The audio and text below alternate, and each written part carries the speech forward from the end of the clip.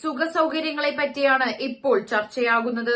കുറ്റവാളികൾക്ക് ഇത്രയും സൗകര്യങ്ങൾ നൽകേണ്ടതുണ്ടോ എന്ന ചോദ്യവും ചില ഭാഗങ്ങളിൽ നിന്നും ഉയരുന്നുണ്ട്. സൗമ്യ തയ്യാറാക്കിയ സ്പെഷ്യൽ റിപ്പോർട്ടിലേക്ക്. നല്ല ഭക്ഷണം, തൊഴിൽ, മാന്യമായ വേതനം.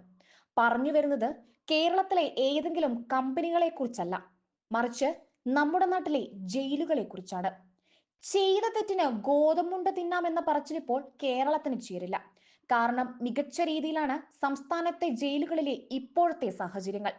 എന്നാൽ ഒരിക്കൽ ശിക്ഷിക്കപ്പെട്ടിട്ടും കുറ്റകൃത്യങ്ങൾ ആവർത്തിക്കുന്ന വ്യക്തികളും സമൂഹത്തിലുള്ളപ്പോൾ എന്താണ് കേരളത്തിലെ ജയിലുകളിൽ സംഭവിക്കുന്നത് എന്നതിൽ വിശദമായ ചർച്ചകൾ വേണ്ടിവരും.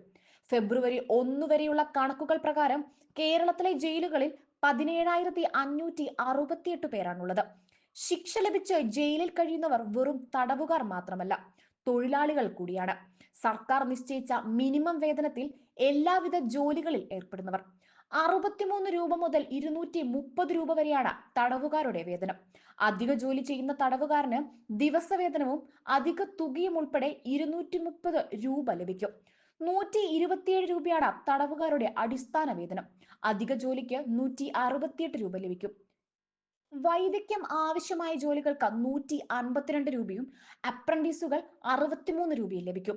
തുറന്ന ജയിൽ 170 രൂപയാണ് അടിസ്ഥാന വേതനം. അധിക ജോലിക്ക് 230 രൂപയും. നേരത്തെ കഠിനമായ ജോലികൾ തടവുകാർക്ക് ലഭിച്ചിരുന്നുവെങ്കിൽ നിലവിൽ അതിനു മാറ്റം വന്നു കഴിഞ്ഞു.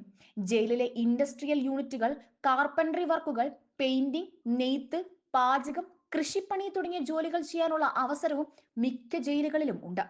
തടവുകാരുടെ വേതനം ഓരോ മാസത്തേക്കാണ് കണക്കാക്കുന്നത്. 3 വിഹിതങ്ങളായി തിരിച്ചാണ് വേതന വിതരണം.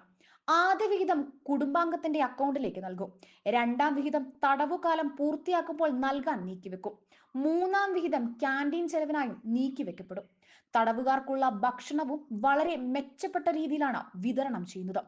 2014 ജയിൽ ഉപദേശക സമിതി ശുപാർശ ചെയ്തതു പ്രകാരമുള്ള ഡയറ്റ് പ്ലാനാണ് തടവുകാർക്കായി നടപ്പാക്കുന്നത്. ചോറ്, ചപ്പാത്തി, ഇഡലി, ഉപ്പുമാവ്, കപ്പ, ഗ്രീൻ പീസ്, കടല, അവിയൽ, സാമ്പാർ എന്നിവ പതിവ് ഭക്ഷണത്തിന്റെ ഭാഗമാണ്. ഇതിനൊപ്പം ആഴ്ചയിൽ ഒരു ദിവസം ആട്ടിറച്ചിയും മീനും ലഭിക്കും. ശനിയാഴ്ചകളിൽ ഒരു വ്യക്തിക്ക് 100 ഗ്രാം മട്ടനും തിങ്കളാഴ്ച 140 ഗ്രാം മീനുമാണ് നൽകുന്നത്. വിശേഷ ദിവസങ്ങളിൽ ചിക്കൻ, ബീഫ് വിഭവങ്ങളും നൽകും. പ്രതിവർഷം 9 ദിവസങ്ങളിൽ ഇത്തരം വിഭവങ്ങൾ ലഭിക്കും. തിരുത്തൽ കേന്ദ്രങ്ങൾ കൂടിയായ ജയിലുകളിൽ മികച്ച ഭക്ഷണം, അടിസ്ഥാന സൗകര്യങ്ങൾ ഏർപ്പെടുത്തുമ്പോഴും തടവുകാരുടെ മാനസികാരോഗ്യം കൈകാര്യം ചെയ്യുന്നതിൽ പലപ്പോഴും പരാജയപ്പെട്ടു പോകുന്നു എന്ന വാദവും ശക്തമാണ്. ഒരിക്കൽ കുറ്റം ചെയ്ത വ്യക്തി ജയിൽ മോചിതനായി വീണ്ടും അതേ കുറ്റകൃത്യം ആവർത്തിക്കാൻ ഇടവരുന്നത് ബോധവൽക്കരണത്തിന്റെയും മാനസികാവസ്ഥയുടെയും ഫലമാണെന്ന് ഈ മേഖലയിലെ വിദഗ്ധർ ചൂണ്ടിക്കാട്ടുന്നത്. നെന്മാറയിൽ ജാമ്യത്തിലിറങ്ങിയ കൊലക്കേസ് പ്രതി വീണ്ടും ഇരട്ടക്കൊലകൾ നടത്താൻ തയ്യാറായത് ജയിലുകളിൽ ശരിയായ കൗൺസിലിംഗിന്റെയും തെറാപ്പികളുടെയും അഭാവം മൂലമാണെന്നും ഇവർ ചൂണ്ടിക്കാട്ടുന്നു.